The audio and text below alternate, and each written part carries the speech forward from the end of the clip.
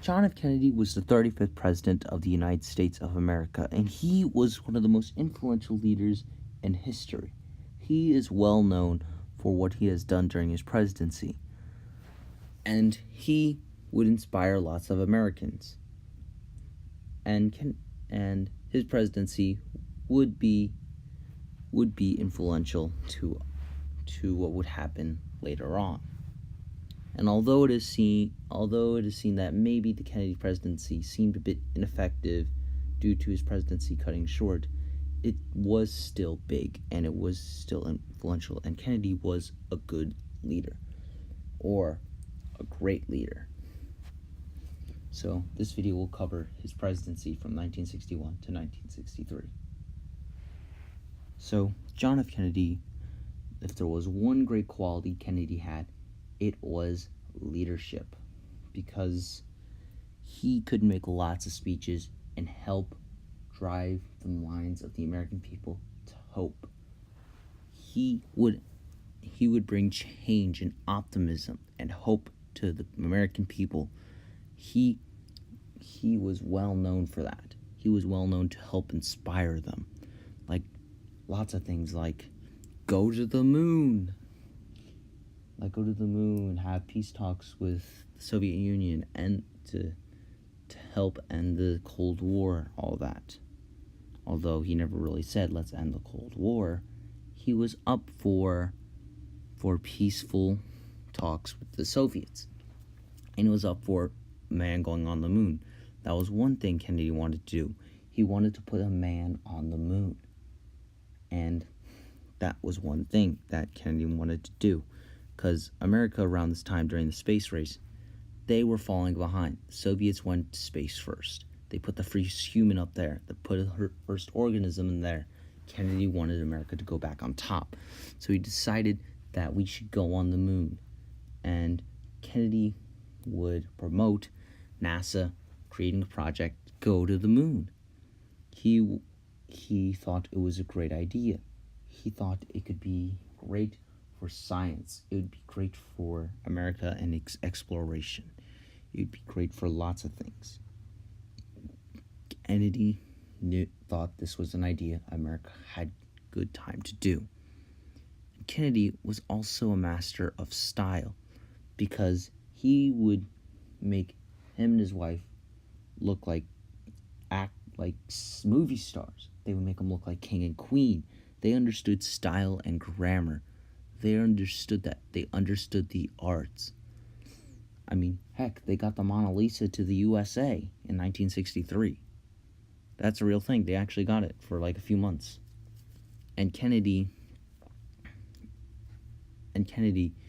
with his beautiful wife and children, they were able to help paint them as a family, like royalty and a healthy family.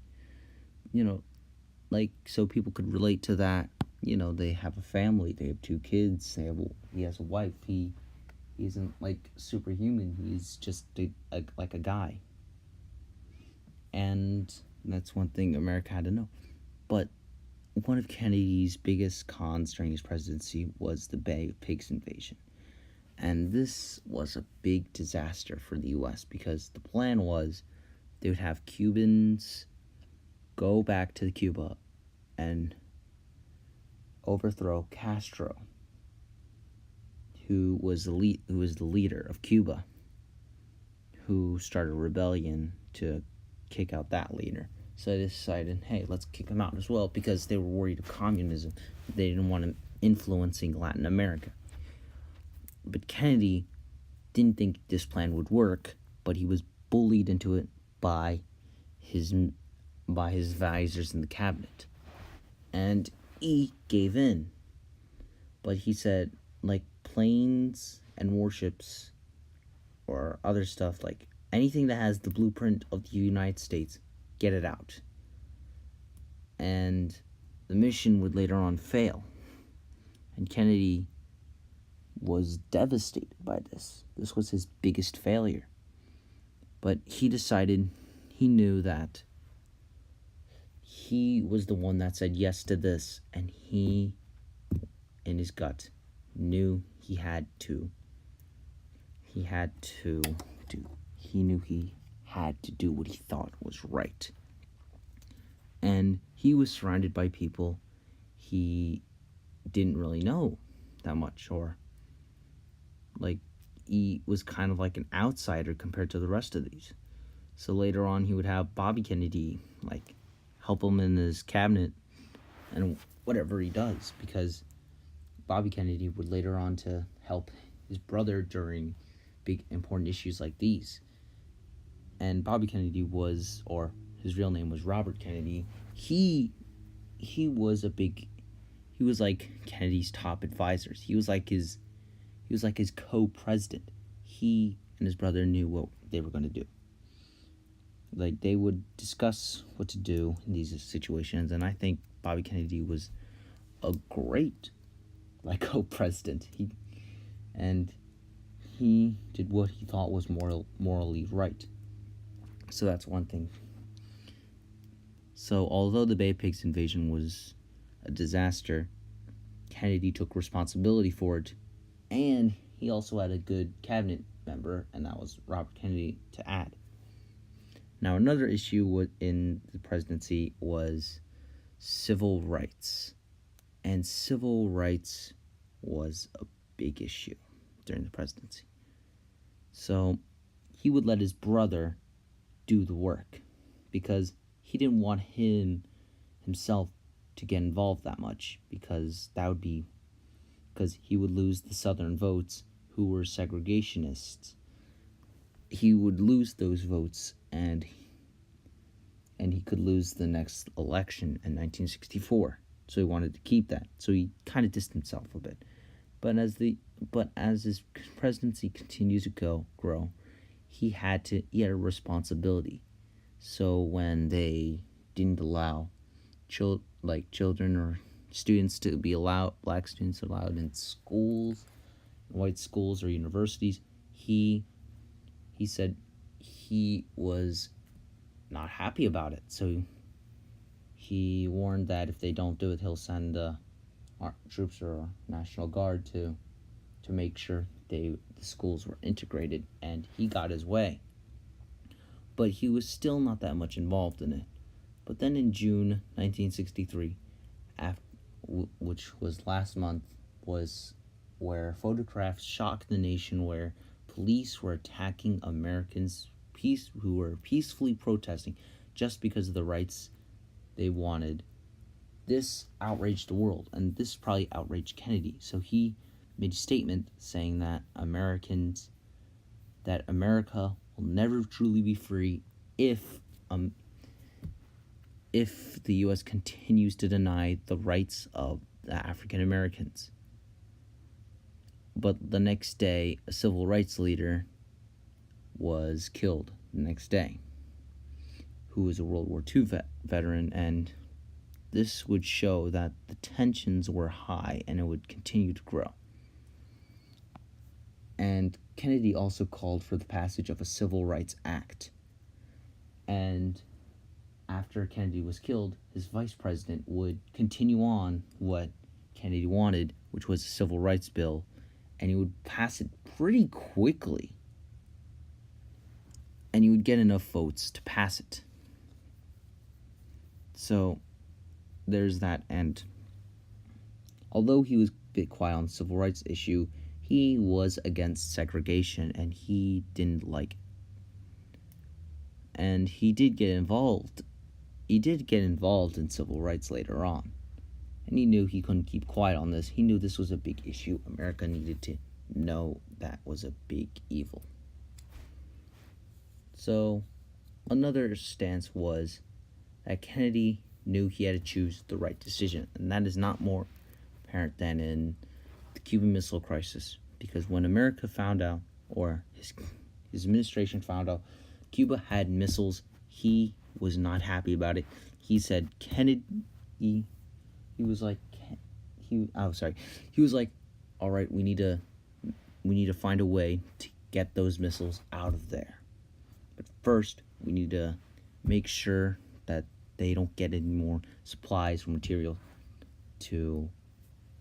that would help them continue the creation of these missiles. So he issued a quarantine around Cuba.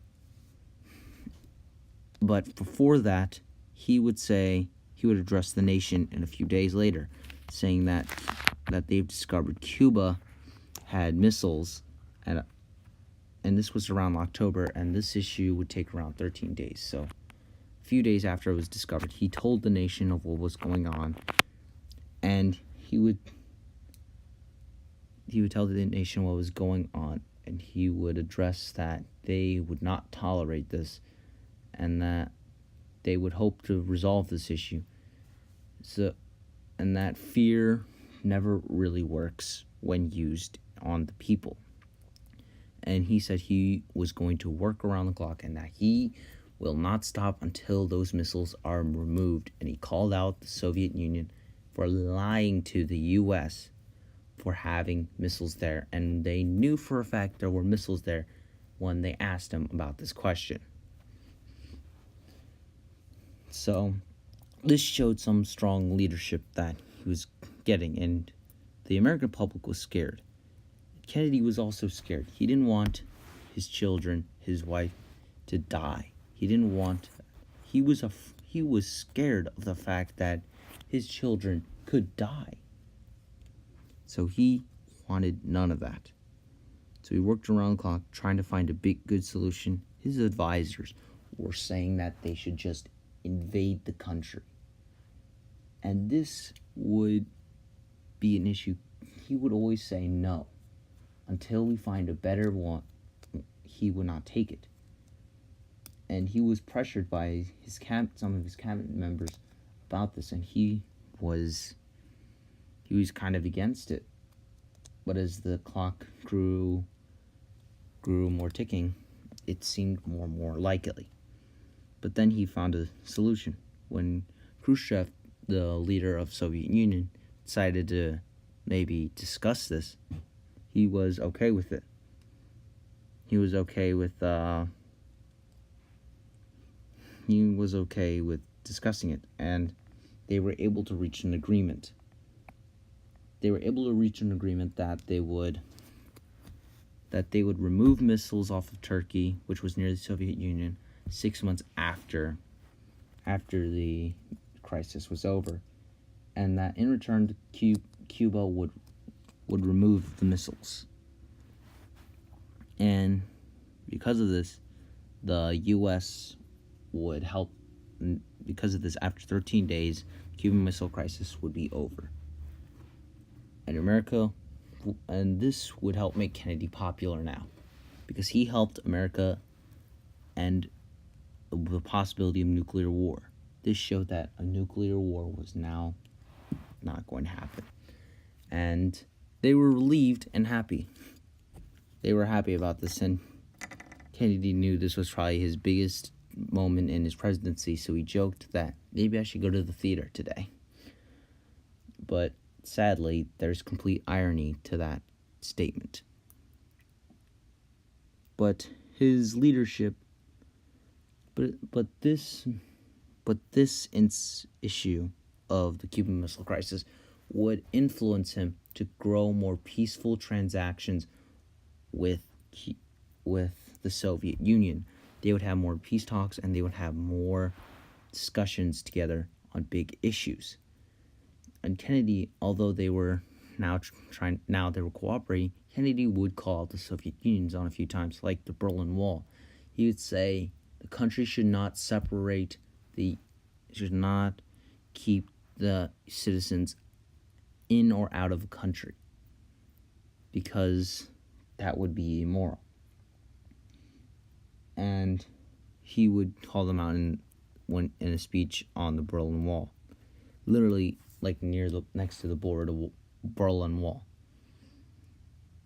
And this would also takes me back to the point of he makes great speeches, and that in the speech he would say, "Ich bin ein Berliner," which meant I'm a citizen of Berlin.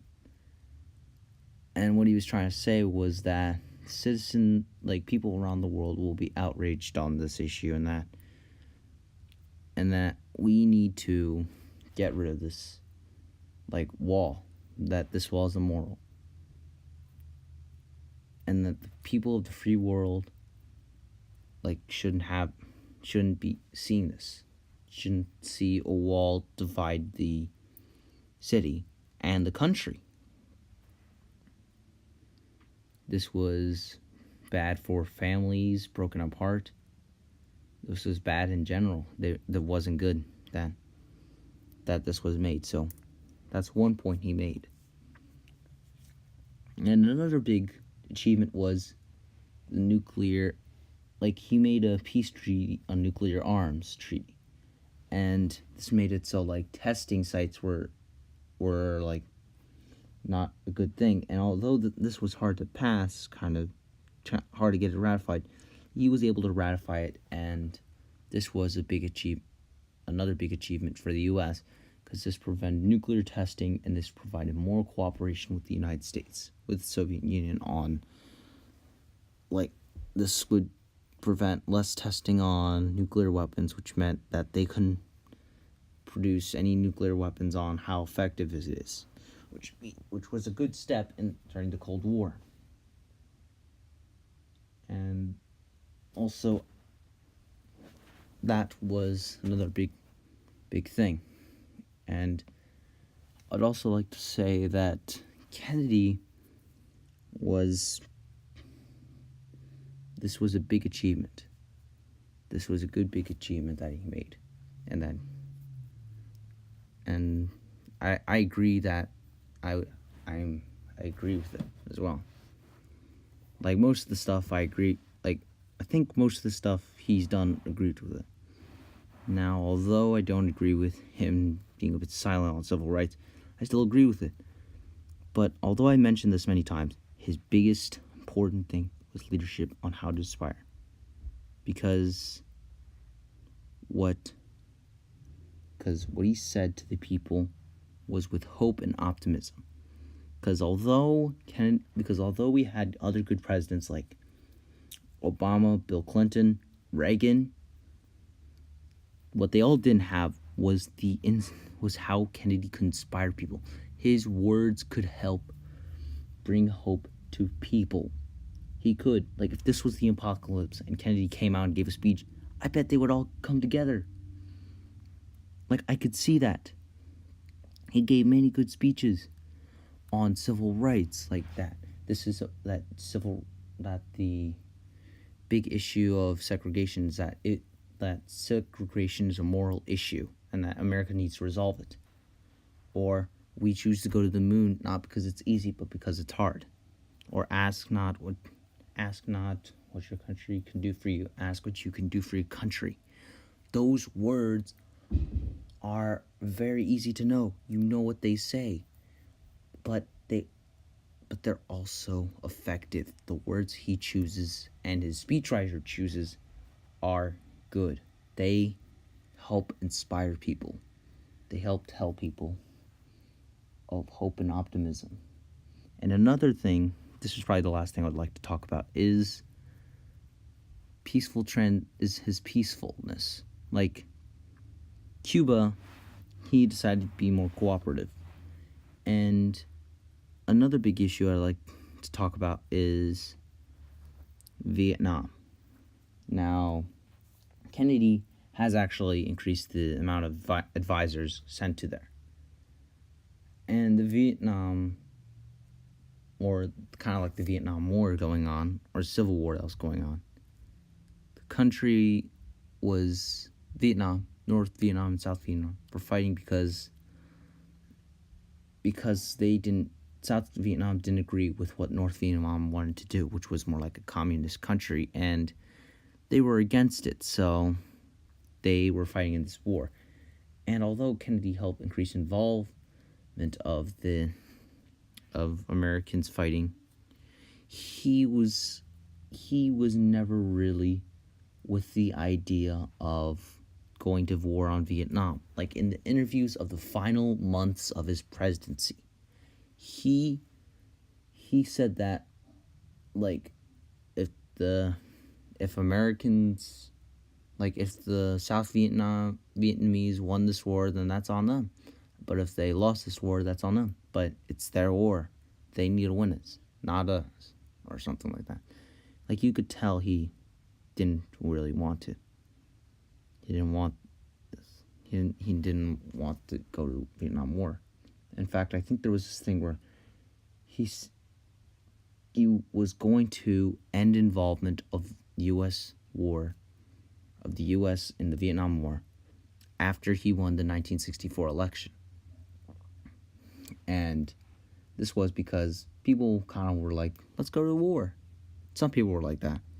But he didn't want to. Although he was a believer in the domino effect, he never really wanted to go in a war against Vietnam.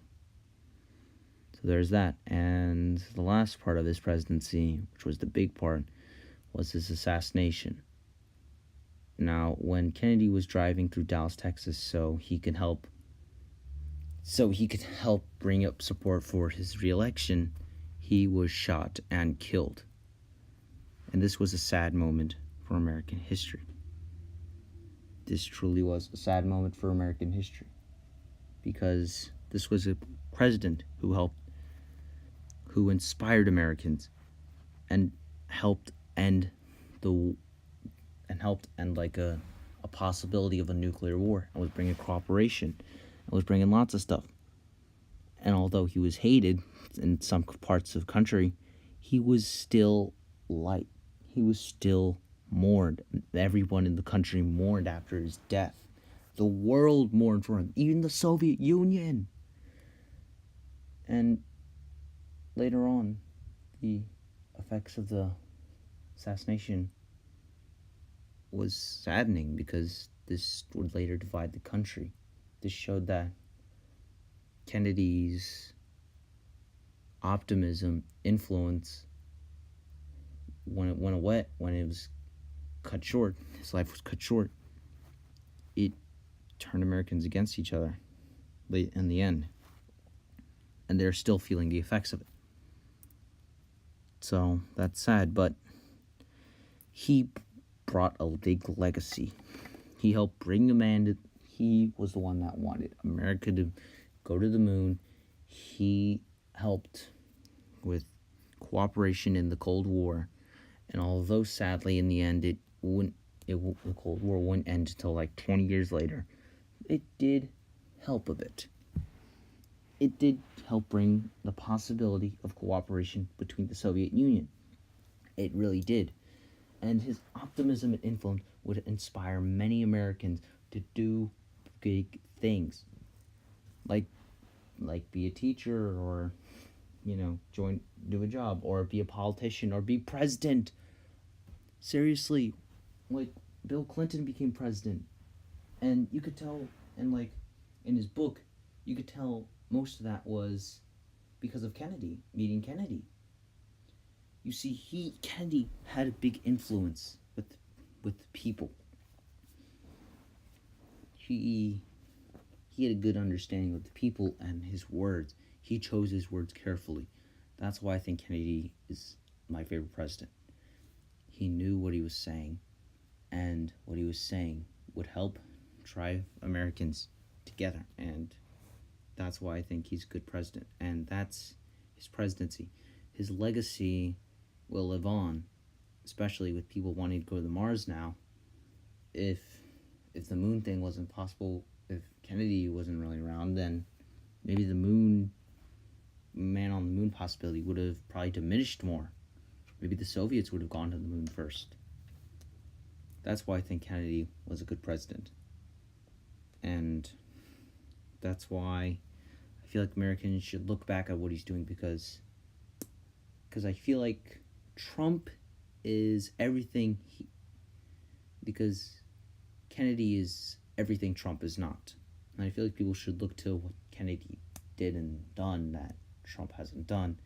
And they shouldn't just use Trump as an example. Like future presidents, they should use Kennedy as an example of what this president should do. Like history is relevant. And whatever presidents do could be relevant to what happened back then. They can use history as a model to what not to do in the future. And they can use Kennedy as an example, because he's more things that Trump is not, and I feel like they should look at him as a model and some other presidents as a model to show that to show what Trump shouldn't do and what he should do. But that's what I think, and I hope you enjoyed this video. And let me know who is your favorite president. So, see you later.